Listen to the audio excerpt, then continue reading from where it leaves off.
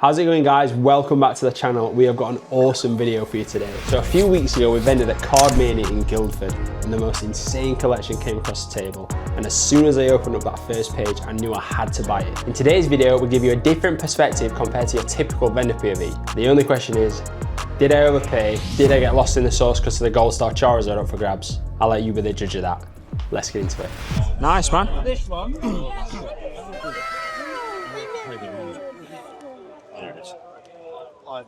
It's a real mixed bag. Yeah. Cool though, some really cool cards, man. Did you all these from your childhood? Yeah, basically. And slowly got as you got like through phases when you didn't have adult responsibilities. Yeah. Look like a man. Responsibilities got a bit greater as you get older. Well, I'll buy this entire binder if it's up for sale, mate. Do you want me to price some stuff up, see where it comes to? Yeah? It's my absolute favourite thing is finding people's childhood binders because it just brings me so much nostalgia back. So I had like a much bigger folder, but I couldn't get them all in slabs fast enough. That folder only came yesterday. Yeah. I didn't want to bring this giant fat folder. Yeah, yeah. Because I had all the base, jungle, fossils, Team Rocket. Yeah, yeah. And then anything that has either been shiny or a star was also in this folder, and it was like stacked. Yeah, yeah. And you've still got that at home? Yeah, yeah. Wow. You didn't even have a binder, so I told him yet. No. You need to bring a He binder. sent me a picture of this, it's in his hand, and drawn, actually. Yeah, yeah. It's unbelievable. You need to, right now, don't touch that ever again. But I'll be totally transparent with all pricing, and if you want to sell, great. If not, no pressure. Just sort of checking conditions, and then I can get to pricing stuff. I didn't realise that was so valuable. I gave one to a friend that he made into a resin cup holder. Yeah, back in the day, it was just. I've got one in a PSA 8 there. That's what I mean, seeing it like that. And that was the only card that was in a sleeve. That made me feel better. You had one in the sleeve. That was the only one that stayed in the You sleeve. did know about sleeves. My plan is to upload them all onto that CCG and see which ones are the most valuable. So most of these were in the top like 50. Collectors, not the best. I mean, if I was truly pricing everything up, you've got to do it off eBay last solds and go through each listing, see the condition of the price. They're all okay, but to get the truest value, you have got to see the conditions of the sales. I think that's very similar to my card, because if you go on collector, it doesn't really take condition into it. So it might say something's £100, let's say, but it could be crumpled up. Do you know what I mean? Or you could have a pristine one. A generic price. Yeah, a generic price. So it gives you like an idea. So it's good to like make sure you're not getting conned or just to sort of see. But Actually, you can still do what you're doing. Put it on TCG, pick out the ones that are high, but then I drop them in the price chart. You know, I look at the different grades for the sales. Those ones are quite. Jesus, I mean, they brought it back. So I'd be interested. What do you think the value is? You can go first.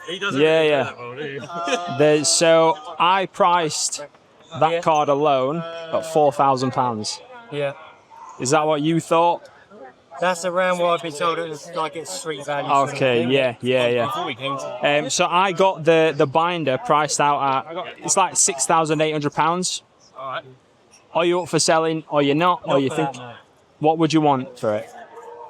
It's hard to answer. To even think about it, I'd want at least double for it. Okay, yeah. I was thinking it would be like £10 grand. Yeah. What did he say? For me to even think about it, I had to be 10 grand. Okay. Yeah, I mean, it is clean, but the whitening on the side, there's some muck there, and there is actually a fold on the corner. So when I've priced it up, I've gone off a PSA 6, which I think it can get, which is £4,000. Yeah. You won't get £10,000, and I'm not even trying to put you off. Keep it, absolutely no problem. But that is like very, very high.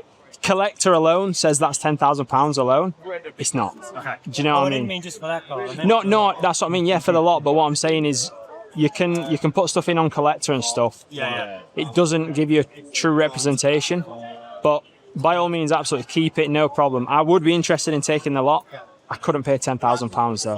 Have you got a card or something? Yeah, absolutely. That's what I was going to say. Yeah, absolutely. Yeah, have you got social media or? I do. I don't use it very much, but I have it. Okay, well, do you want to take my phone number instead? Yeah. I'll write my phone number on this for you. If I would say, do not feel pressured to sell them today. If you want to get a true representation of your full collection, just take your time, get it valued, just take a look. But yeah, I'm not out here to scalp anyone. Do you know what I mean? Yeah, and just feel free to reach out anytime. Any questions, just let me know.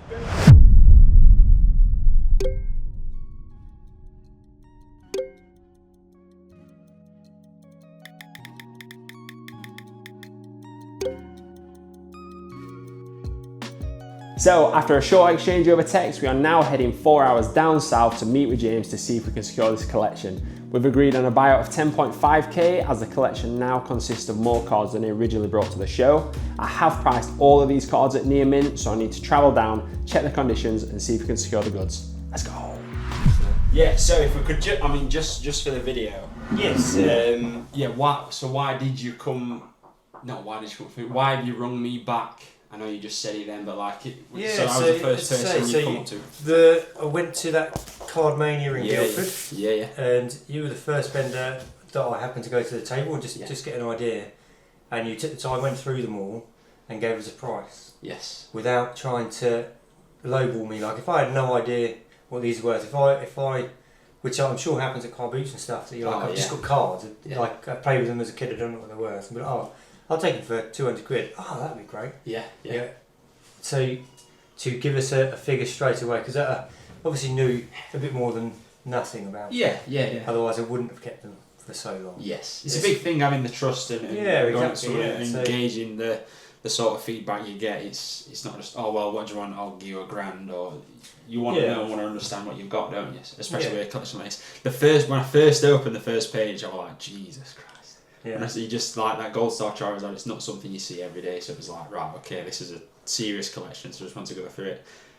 And yeah, that's why when I did price everything up, and I was like, I wonder if he does actually know what he's got. That's what I said. So just before I tell you, do you know you've got a new? I've got an idea, right? Okay, that's great. Because if you didn't, that's when people can take advantage of you. Well, so everything in these, bar maybe a few that someone had either given us or what have you, those are all pulled from packs. That's unbelievable. Wow. I never, like when I was really young, I would go to like shops and they'd do little trays, but obviously Pokemon was nowhere near what it is now. No. Yeah. But yeah, so I would say 95% of that is all just pulled from packs. That's amazing. So this is I'd say the more valuable one. It's got all the base sets, the dev species and the promos in. Okay, cool. And then that is just by set. So basically, I mean, all I'm going to do is go through and just check the conditions on a few of the cards, just to make sure that they're not like I priced everything out near mint plus, because everything. I remember when I checked it. The earlier stuff is probably more light play anyway. But obviously the later ones get better in condition because I was a bit older when looking after them. I had to stop playing with them. Yeah, that's a trend you usually see, to be fair. But top loaders and sleeves back when we collected didn't even really exist, did they? As I said, they were all in there. No sleeves, no top loaders. It was just all in there. And so I've moved to South Africa and come back. I've moved house 4 or 5 times, and that's come with me every time. Wow. It's unbelievable. Yeah, I've bought a lot of sort of vintage collections in the past, and if I looked at a couple of cards like, they're all good, and I've not really paid massive attention. I got home and then there's folds and scratches and cuts, and I've lost so much money by doing that. So it's just a bit of peace of mind just to go through and just check the few that are the most valuable really in the set. Just to show you the condition on this card, so I don't know if you can get it under your light, but there's quite a few sort of folds and stuff, although it looks clean. You can see the folds, you can see that there, and then across the top, that's something that, like, so just for instance, I've priced that at near mint that might be £50. I might only be able to sell that for £20, so it's just sort of like giving you an insight into stuff like that. Always try and be transparent in deals and just make everyone aware of every card that I see issues with. Unfortunately, I'm finding quite a lot, there's a fair bit more damage than I first saw at the show, which is really unfortunate. Yeah. Oh, like a so slight indentation. Slight dent, and then on the bottom, this corner, Oh yeah, I can It's see that. actually quite a severe fold, which I've not spotted, which I'm absolutely gutted Oh, I about. haven't. And there's also on the front, there's some impact marks. It looks like it's a ballpoint pen. See that you'd spotted there as well. I'd not spotted that at the show. Had you not? No. To like the normal eye, just to that, looks absolutely perfect. Like it's unbelievable that it's in that condition. And if you just did that, you'd be like, wow, that is beautiful. But then just the fold at the bottom and the fold at the top. Yeah, as I say, I hadn't spotted it. I don't know if any of the other vendors there had spotted that fold. Yeah. I think there was one guy, one of the other vendors also called him over Yeah. to inspect the card. Yeah. And but I thought he was like, yeah, there's this and there's that, and you got the crimp in the middle. Yeah. I was like, is he just Trying supporting it on. him to make it get lower? So. Yeah. Yeah, it's hard to find out who you can trust.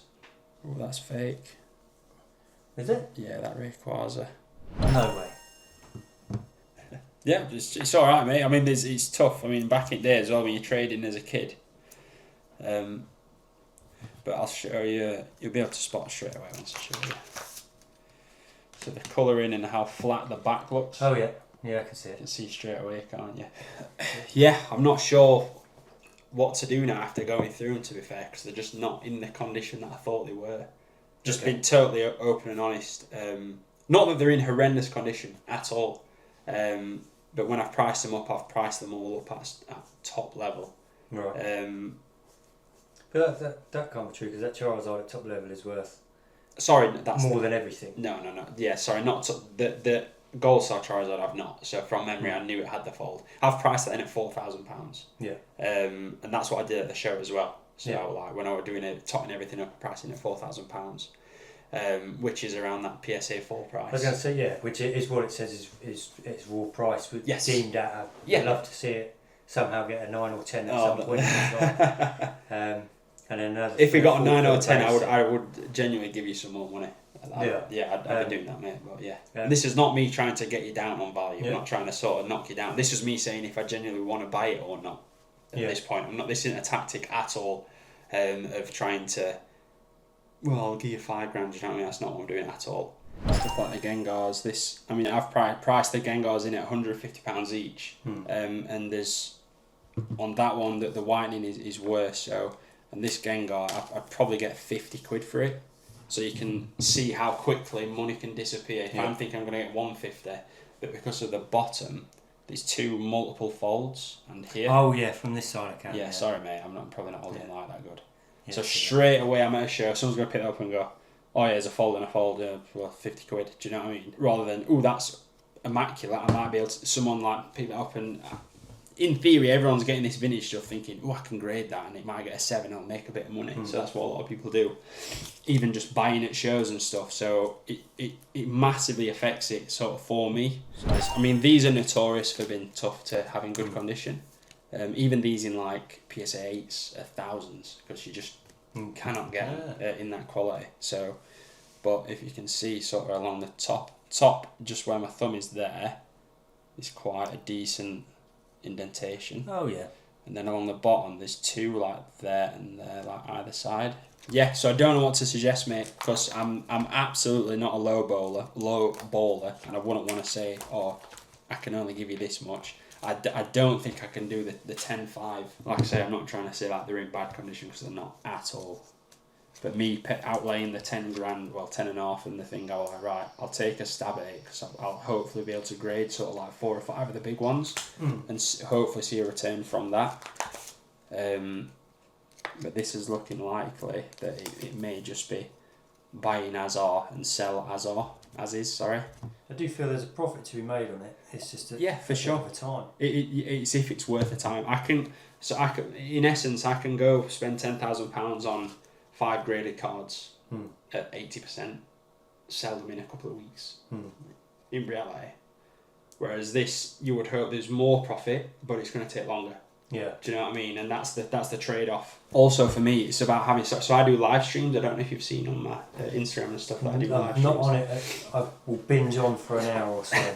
Yeah, so in the video, I get shouted at for. Yeah, doom scrolling. That's No, so I on eBay Live, it's like a live auction, And stock Oh, like I've this. seen your posts about it. Yes. Yeah. So stock like this is great for me because stockpiling just vintage cards is great because then I've got cards to run on my auctions. So that's also another bonus. But then also on that, I show conditions under a really bright light. It's like one of the things I do and people like because they can see the conditions. And if I'm showing them and there's like, oh yeah, there's the whitening, there's a crease, there's a fold, people just aren't going to bid. Yeah. So I might start at £1 and a £20 card might go for £10. So what's your mind at the minute from your side? I'm just in a pickle, fighting myself. How bad I want it, but does it make sense in my mind? I just don't think I can pay 10, and I know how rubbish that is, mate, for you. So what can you pay? My mind is wanting to be sort of in the 8 range, but I feel that's too low for you. Absolutely. So I think if I took everything, really 9 would be the absolute highest I could do, and that's not me trying to lowball you or insult you or do anything. I would say if you want more, keep it. I do think you'll struggle to get more, but that's me not. I'm honestly trying to be as open as possible. I'm not. There's no pressure to sell it to me, but I think 9 is where I will be, and just due to the folds on the cards, which is... I understand. Yeah, I'm not trying to be awkward or trying to... I had every intention of coming here and just paying £10,500 and the cards were going. Would you do 9.5? Like, honestly, it would have to be 9. And I can't even... What I can say is that, let's say, I grade that Gold Star Charizard and he gets a 7.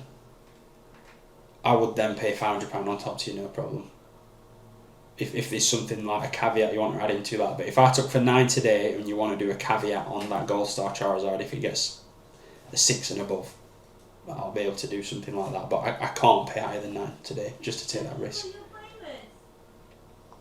Okay. I'm happy with that. Yeah? Yeah. Right, okay.